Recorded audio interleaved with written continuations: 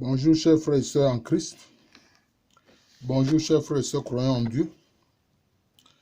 Je voudrais faire un bref commentaire de l'évangile de Jésus-Christ selon Saint Luc au chapitre 12, les versets 49 à 54. Alors, dans ce chapitre-là, le Seigneur Jésus-Christ dit qu'il est venu apporter un feu sur la terre, qui n'est pas venu apporter la paix, mais la division. Que 3 contre 2 seront divisés et que le Père sera divisé avec le Fils, la mère contre la fille contre la mère, la belle-mère contre la belle-fille.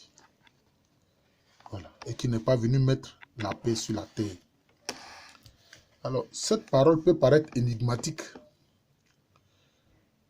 Il y a certains, d'ailleurs, qui se plaignent que les religions n'apportent que la division et la guerre sur la terre, dans le monde. En réalité, il faut comprendre les paroles du Seigneur Jésus-Christ. En outre, il n'est pas comptable des guerres de religion qui ont divisé l'Europe à partir du XVIe siècle avec la réforme luthérienne. Ça avait un fondement politique. Mais d'abord, je vais expliquer. Je ferai une autre vidéo pour expliquer ces éléments, ces choses-là. Mais je vais d'abord expliquer qu'est-ce que le Seigneur Jésus-Christ a voulu dire. Le feu qu'il a apporté sur la terre, c'est quoi? C'est l'évangile, c'est la bonne nouvelle. Mais c'est la vérité de l'évangile. C'est pour ça qu'il a dit à Ponce Pilate, je suis venu rendre témoignage à la vérité. Mais quand quelqu'un annonce la vérité ou annonce simplement une vérité, il y a des gens qui sont contre cela. Ceux qui sont contre la bonne nouvelle du Seigneur Jésus-Christ, mais ils vont s'opposer à ces paroles. Est-ce que quand on s'oppose là, cela crée la paix? Non. Pourtant, le Seigneur Jésus-Christ a dit, quand il a dit à ses disciples, quand vous entrez dans une maison, souhaitez la paix à cette maison et à ceux qui l'habitent. Voyez-vous, quand Pierre, au moment de l'arrestation du Seigneur Jésus-Christ, quand Pierre a sorti son épée ou son couteau pour trancher l'oreille d'un de ceux qui sont venus l'arrêter, le Seigneur Jésus-Christ a recollé l'oreille de la personne, a dit à Pierre, range-moi ça. Autre chose, quand le Seigneur Jésus-Christ voulait traverser avec ses disciples un village samaritain pour se rendre à Jérusalem, et que ces Samaritains se sont opposés à son passage à travers leur village, et que les deux frères, Jacques et Jean, ont dit, Seigneur, est-ce que tu permets que nous invoquions le feu du ciel pour brûler ces Samaritains? Qu'est-ce que le Seigneur Jésus-Christ a dit? Il a dit, mais vous ne savez pas de quel esprit vous êtes animés. Donc le Seigneur Jésus-Christ est fondamentalement contre la violence. Il est le prince de la paix. Mais, ce qu'il dit à travers cet évangile-là, ce passage de Luc, ce passage de Luc que je viens de vous indiquer, Luc 12, chapitre 49 à 54, ce feu, c'est le feu de la vérité évangélique, que certains vont bien sûr refuser. Vous voyez? Et les persécutions contre les chrétiens ne datent pas d'aujourd'hui. Aujourd'hui, on voit au Moyen-Orient, on a vu ce que Daesh a fait. Détruire des villages entiers de chrétiens, massacrer ces chrétiens, etc. Donc, ce n'est pas nouveau. En outre, pourquoi est-ce qu'il dit que le Père et le Fils ne vont pas s'entendre? Mais supposons que la bonne nouvelle est prêchée. Le Père reçoit l'évangile. Il devient disciple de Jésus. Si le Fils refuse, mais ça va créer une dissension entre eux. Vous voyez? Si c'est le Fils qui est converti au Christ, le Père peut lui dire, mais écoute, toi, tu ne partages plus les mêmes pensées religieuses que moi, quitte ma maison. Je ne veux plus de toi, je ne te reconnais plus comme mon fils. Et entre la mère et la fille aussi, la même chose peut se passer. Vous voyez? La fille est convertie au Christ. La mère dit, je veux que nous continuions la vénération et l'adoration des autels de nos ancêtres. La fille dit, non, moi je ne peux plus faire cela parce que moi, désormais, j'appartiens au Christ Jésus. Mais ça va créer une division. Vous voyez? Donc c'est par rapport à la conversion à l'évangile que cette division naît. Vous voyez? C'est comme ça.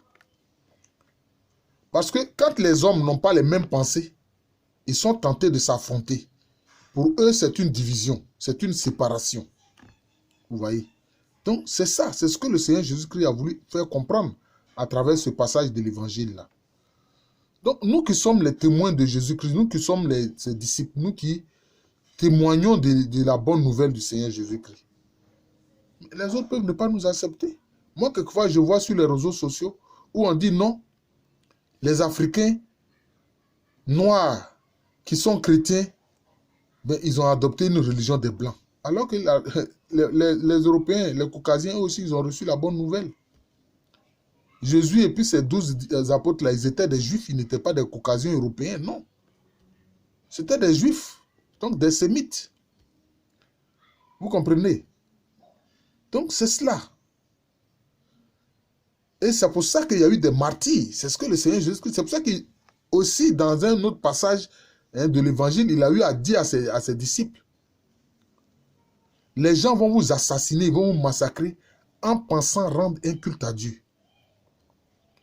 Ils vont vous massacrer en pensant rendre un culte à Dieu.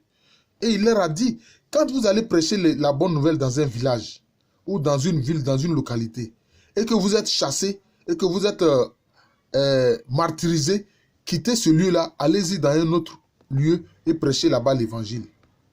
C'est ça, c'est ce qui se passe. Oui.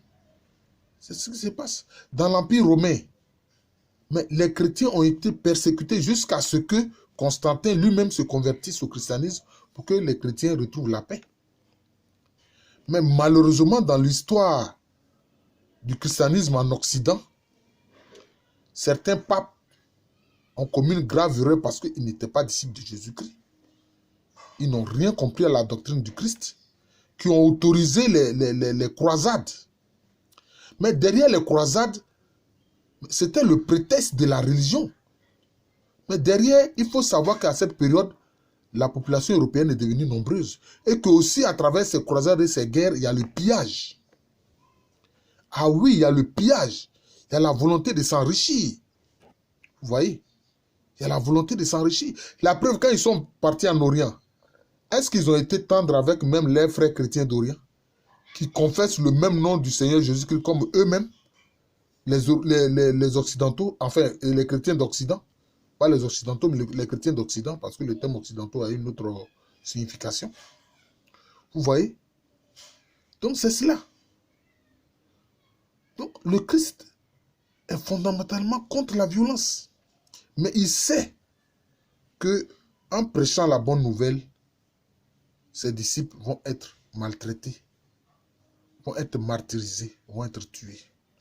Et il sait aussi qu'au sein des familles, ceux qui acceptent l'évangile et ceux qui la refusent, ça va créer une division au sein des familles. C'est comme ça.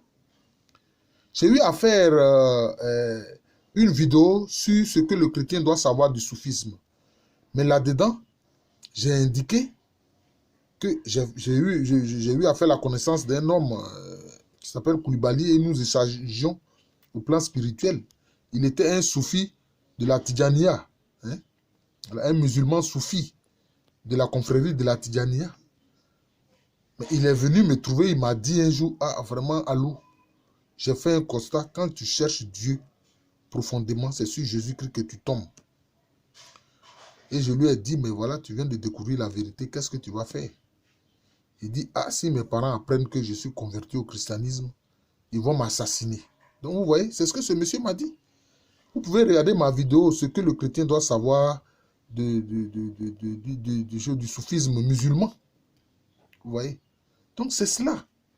Les martyrs d'Ouganda, Saint Kizito, Saint Charles Lwanga, Saint Luc Banabakuntu. C'était des Africains qui étaient dans la région de l'Ouganda.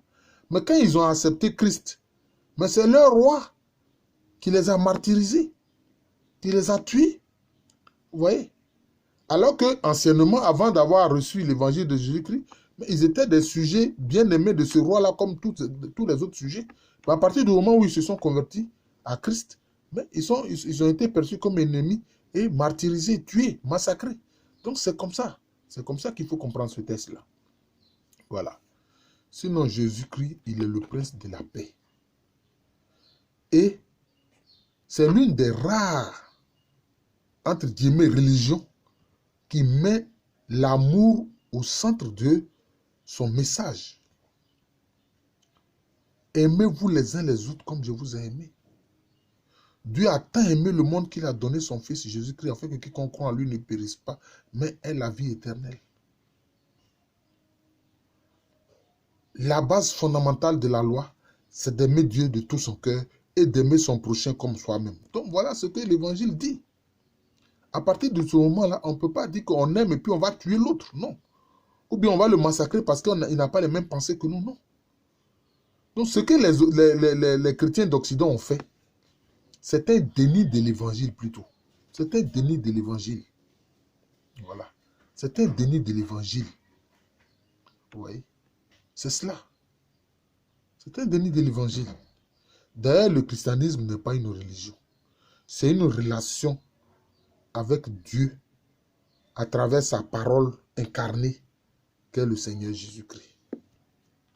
Donc, j'ai voulu faire un petit commentaire de ce passage de l'Évangile de Saint Luc, chapitre 12, versets 49 à 54, qui est proposé aujourd'hui à la méditation au sein de toutes les églises catholiques, toutes les paroisses catholiques du monde. Je vous remercie. Mon nom spirituel, c'est Jean de l'amour de Jésus. Et à l'état civil, je suis le professeur Alukwame René. Merci encore et joyeux dimanche à tous.